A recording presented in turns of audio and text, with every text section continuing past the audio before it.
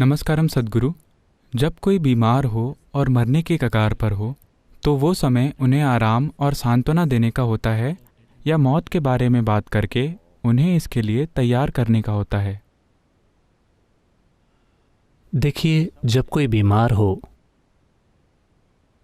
और अगर दुर्भाग्य से उन्हें वाकई कभी ये एहसास नहीं हुआ हो कि जीवन नश्वर है और उन्होंने अपने भीतर इसके लिए तैयारी नहीं की है किसी भी रूप में, उस समय अगर आप उनसे कहते हैं कि अब आप मरने वाले हैं तो ये भयानक होने वाला है। तो जब कोई बीमार पड़ता है तो कई तरीकों से वो असहाय हो जाते हैं। उस असहाय हालत में वो एक छोटे बच्चे की तरह बन जाते हैं या वे छोटे बच्चों की तरह बन जाते हैं। आप बच्चे से इतना प्यार करते हैं। इसके दो पहलू हैं। एक ये है कि वो छोटा और प्यारा है, दूसरा ये है कि वो असहाय हैं। आपको ये अच्छा लगता है? हाँ, अगर आपके पति या पत्नी ऐसे हों कि वो हर चीज़ में बहुत कुशल हैं, जो अपनी ज़रूरत की हर चीज़ खुद कर सकता हो, नहीं, आप उस व्यक्ति को पसंद नहीं करेंगे। आप एक ऐसा इंसान चाहेंगे जिसे अपने मोजे खोजना भी नहीं आता। आप कोसेंगी, लेकिन आपको ये अच्छा लगता है क्योंकि इन्हीं चीज़ों से आपको जीवन पर नियंत्रण मिलता है। मैंने औरतों को बातें करते देखा है।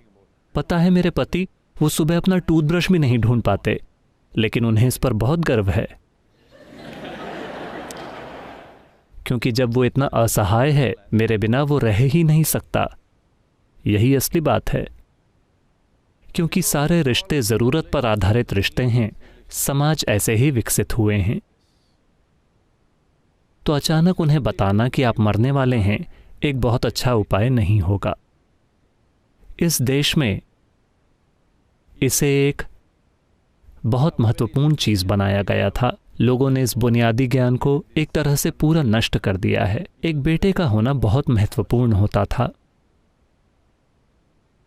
किसी लिंग भेद के कारण नहीं, बल्कि समाज की बनावट और प्रकृति ऐसी थी कि अगर आपकी बेटियां हैं तो एक उम्र में वो चली जाएंगी। तो अगर वो आपसे 10 या 25 किलोमीटर दूर पास के गांव में भी हैं तो वो या तो गर्भवती होगी या उसका एक छोटा बच्चा होगा या उसके पास उस घर की जिम्मेदारियां होंगी जिसमें वो गई है और उसे 25 किलोमीटर पैदल चलकर आना होगा। कोई ट्रांसपोर्टेशन नहीं होता था, तो काफ़ी संभावना है कि अगर आप मर रहे हैं तो वो नहीं आ पाएगी। हमेशा यही स्थिति होती थी।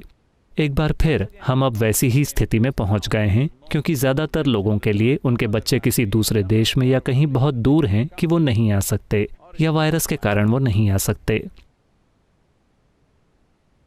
तो इस वजह से एक बेटे का होना बहुत महत्वपूर्ण होता था, क्योंकि इस समाज में एक बुनियादी कर्तव्य जो बहुत अच्छे से स्थापित था, दुर्भाग्य से आज उसे भुला दिया गया है। वो ये था कि जिस पल माता पिता ऐसे मुकाम पर आते हैं जहाँ जैसे ही बेटे की शादी हो जाती है, जैसे ही वो होता है, तो बेटे की एक जिम्मेदारी ये थी कि वो माता पिता को एक यात्रा पर लेकर जाए, तीर्थ स्थानों की यात्रा पर। ये घूमने फिरने के लिए नहीं है, ये उनको याद दिलाने के लिए है कि वो नश्वर हैं, उनका समय करीब आ रहा है। अब समय आ गया है कि वे अपने आंतरिक कल्याण में निवेश करें।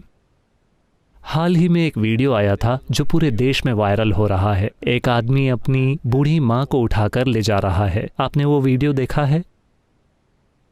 क्योंकि यह आदमी जब बच्चा था तो बहुत बीमार हो गया था। हर किसी ने सोचा कि वो मर जाएगा, लेकिन उसकी माँ ने हिम्मत नहीं हारी और उन्होंने किसी देवता से इतनी तीव्रता से प्रार्थना की कि बिना किसी दवाई के उसकी तबीयत ठीक हो गई। तो तब से वो अपनी माँ को लेकर जाना चाहता है, जो कि माँ का सपना है कि वो देश के तीर्थ स्थानों पर जाएं।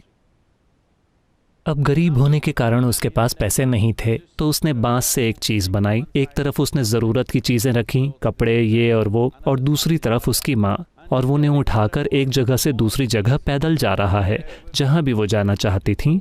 पूरे देश में अपनी माँ को उठाकर और उतना ही वजन पीछे की तरफ रखकर पैदल जा रहा है। पूरे देश में ये वीडियो हर कहीं देखा जा रहा है, क्योंकि ये बुनियादी कर्तव्य था। इससे पहले कि वो चलने फिरने में असमर्थ हो जाएं, बेटे को उन्हें तीर्थ यात्रा पर ले जाना चाहिए। तीर्थ यात्रा घूमने फिरने के लिए नहीं, बल्कि उन्हें यह याद दिलाने के लिए कि उन्हें भीतर की ओर मुड़ना चाहिए। तो ये चीज़ हमारे समाज से पूरी तरह चली गई है। हम सब सोच रहे हैं कि अगर आप 70 या 80 साल के हैं तो भी आपको सिनेमा जाना चाहिए, आपको पार्टी में जाना चाहिए, आपको ये करना चाहिए, आपको वो करना चाहिए, क्योंकि ये पूरी चीज़ हमारे पास पश्चिम से आई है। अगर आप 80 के हों तो भी आपको ऐसे बर्ताव करना चाहिए मानो आप 18 के हों। अभी भी आपको डेटिंग ऐप पर होना चाहिए। हाँ, लोग हैं, दुर्भाग्य से। तो अचानक उन्हें ये बताना एक अच्छी बात नहीं होगी। ये ऐसी चीज़ है जिसे आप सिर्फ उस व्यक्ति के आधार पर तय कर सकते हैं। इसका कोई एक आम नुस्खा नहीं है, लेकिन ये महत्वपूर्ण है कि इससे पहले कि वो बीमार पड़ें, उनके सामने ये बात रखी जानी चाहिए। उन्हें इस अज्ञानता में नहीं रहना चाहिए कि वो हमेशा के लिए जीने वाले हैं। तो वो अपने बच्चों के साथ कुछ हद तक जुड़ जाएंगे और फिर अपने खुद के कैरियर और काम वगैरह के साथ। अब वो रिटायर्ड हैं, वो बूढ़े हो रहे हैं, अब वो बेचैन हैं। नाती पोते कहाँ हैं? आपको उन बच्चों से इतना प्यार कैसे है जो अभी तक पैदा भी नहीं हुए हैं? जब आपको कोई चिंता या परवाह नहीं है उन बच्चों की जो सड़कों पर हैं, आपके पास उन बच्चों के लिए इतना प्यार कैसे है जिनका अस्तित्व ही नहीं है? क्योंकि आप जीवन के साथ एक बार फिर जुड़ना चाहते हैं, जैसे कि एक नई शुरुआत हो, क्योंकि ये आपको जीवन की एक नई खेप देगा, जुड़ाव का एक और स्तर, इस भ्रम का एक और स्तर की चीज़ें हमेशा के लिए चलती रहेंगी। तो अगर वो सारी चीज़ें नहीं हैं तो लोग हताश हो जाएंगे, वो अपना मानसिक संतुलन खो देंगे। दुर्भाग्य से ये सारी चीज़ें हो रही हैं। तो आपको उन्हें बताना चाहिए या नहीं अगर वो बीमार हैं और अपने अंतिम समय की ओर बढ़ रहे हैं? शायद इतने सारे शब्दों में नहीं, लेकिन आपको एक ऐसा माहौल बनाना चाहिए कि उन्हें इसका एहसास हो जाए, वरना आप बहुत बड़ा अन्याय कर रहे हैं। आप बहुत बड़ा अन्याय कर रहे हैं एक नकली माहौल बनाकर। सब ठीक हो जाएगा, नहीं, हम घर वापस जा रहे हैं, आप अस्पताल में हैं, डरिए मत, हम वापस घर जा रहे हैं, सब ठीक हो जाएगा। और फिर आपके पोते की शादी आ रही है 5 साल बाद, हमें क्या करना चाहिए, इसके लिए योजना बनाना। ये जीने का एक बेकार तरीका है। ये बहुत महत्वपूर्ण है हर इंसान के लिए कि जब हम अपने समय के अंत तक पहुंच रहे हों तो हम इसका सामना समझदारी और जागरूकता के साथ करें, जहां तक संभव हो सके। अगर आप पूरी तरह से जागरूक हैं तो इसके बारे में कहने के लिए कुछ भी नहीं है, वो मैनेज हो जाएगा। वरना वे उस तरह से नहीं जिए और उनके पास अभी वो क्षमता भी नहीं है। पर आपको ऐसा माहौल बनाना होगा कि उन्हें ये एहसास हो कि वे इस दिशा में आगे बढ़ रहे हैं। शायद आप सीधे उन्हें ना बता पाएं, शायद वो घबरा जाएं, शायद वो डर जाएं और वो सारी चीज़ें, लेकिन आपको एक वातावरण बनाना होगा, एक आध्यात्मिक वातावरण। जब हम कहते हैं आध्यात्मिक, तो कुछ ऐसा जिसका संबंध शरीर से नहीं है। बस अभी जीवन आपको एक ऐसे स्थान पर ले जा रहा है जहां अब ये शरीर के बारे में नहीं है। उन्हें ये बात समझ आनी चाहिए। लेकिन आजकल कई घरों में मैं दुर्भाग्य से कुछ घरों में रहा हूं जहां ऐसा हुआ है कि वे उनकी सभी पसंदीदा खाने की चीज़ें बनाने की कोशिश कर रहे हैं और कह रहे हैं ये खाइए, वो खाइए। अगर ये उनकी मौत को और जल्दी बुलाने का आपका तरीका है तो ये फिर से दुर्भाग्यपूर्ण है। ये इसे करने का तरीका नहीं है। ये बहुत बहुत बहुत ज़रूरी है कि शारीरिक चिंताओं को कम किया जाए। भोजन की, आराम की और कपड़ों की, आपको इसे नीचे लाना चाहिए और इसे बहुत स्पष्ट करना चाहिए। अगर शब्दों से नहीं तो एक वातावरण स्थापित करके कि हमारा समय करीब आ रहा है। ये हम सभी के लिए आएगा। जब इस व्यक्ति की बात आती है तो ये महत्वपूर्ण है कि ज़रूरी वातावरण उपलब्ध कराया जाए और पूरा परिवार या जो कोई भी वहाँ है वो उन्हें किसी न किसी चीज़ में खींचने की कोशिश न करे, बल्कि एक ऐसा माहौल पैदा करे जो उन्हें उस दिशा में आगे जाने दे। कई सरल चीज़ें हैं जो की जा सकती हैं। मुझे लगता है कि डेथ बुक में हमने इसे विस्तार से बताया है, लेकिन साधारण चीज़ें जो आप कर सकते हैं, बस एक तेल का दिया जलाएं, वनस्पति तेल का दिया या घी का दिया। तेल का दिया बेहतर है, माफ़ कीजिए, वनस्पति तेल का दिया बेहतर है। एक दिया जला कर रखें। कुछ सरल मंत्र या कुछ ऐसा जो आपको याद दिलाए कि ये शरीर के बारे में नहीं है। अगर बस इतना याद दिलाया जाता है तो जीवन के पास पर्याप्त विवेक होता है कि वो उसे पकड़ ले। लेकिन अगर आपने अभी तक एक शब्द भी नहीं कहा है, किसी का रुख इस दिशा में ज़रा भी नहीं है, और अचानक आप उन्हें बताते हैं आप मरने जा रहे हैं, तो वो शायद बहुत क्रूर हो और शायद ये अनावश्यक रूप से एक अशांति पैदा करे जो उस व्यक्ति के लिए ज़रूरी नहीं है। तो इसे कैसे किया जाना चाहिए? ये ज़रूरी है कि हर कोई देखिए उस व्यक्ति के आसपास सामान्य स्थिति बनाने की कोशिश न करें। हर कोई घूम फिर रहा है, बच्चे आकर कह रहे हैं दादी जी दादाजी मैं आपसे प्यार करता हूँ, सब बढ़िया है। ऐसा मत कीजिए। अगर बच्चे हों तो भी अगर वो अंदर आते हैं तो उन्हें धीरे से अंदर आना चाहिए और बस यूं ही वहाँ होना चाहिए। उन्हें समझना होगा कि परिस्थितियाँ बदल रही हैं।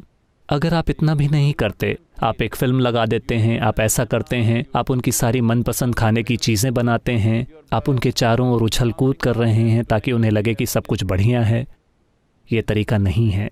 ये महत्वपूर्ण है। मृत्यु के साथ कुछ भी गलत नहीं है, ये बस हमारे अस्तित्व का एक हिस्सा है। बात बस इतनी है कि हम इसे किस तरह से करते हैं। ये बहुत महत्वपूर्ण है। ये माता पिता के प्रति उनके बच्चों का एक मौलिक कर्तव्य है कि जब उनका समय आए तो वो अच्छी तरह से जाएं। सबसे सरल बात है, अगर आप आध्यात्मिक हो जाते हैं तो शुरू में वो विरोध करेंगे, वो संघर्ष करेंगे, लेकिन उसके बाद ये एक इंसान की स्वाभाविक समझ है कि मेरे से आधी उम्र का व्यक्ति शारीरिक और मानसिक विवशताओं पर ध्यान नहीं दे रहा है और वो खुद के साथ कुछ कर रहे हैं। मैं क्या कर रहा हूँ, ये विचार स्वाभाविक रूप से किसी भी इंसान में आएगा। तो अगर आप कोई आध्यात्मिक साधना या कुछ भी कर रहे हैं तो उसे अपने माता पिता के सामने करना अच्छा है, भले ही वे रुचि ना लें। Yes. अगर उनमें प्रतिरोध है और उन्हें इसमें कोई रुचि नहीं है तो भी अपनी आंखें बंद करके बैठना अच्छा है। धीरे धीरे उन्हें बात समझ आ जाएगी, क्योंकि इसके भीतर एक गहरी समझ है जो जानती है कि ये हमेशा के लिए नहीं है। शरीर में ये समझ है, दुर्भाग्य से ये सिर तक नहीं पहुंची है।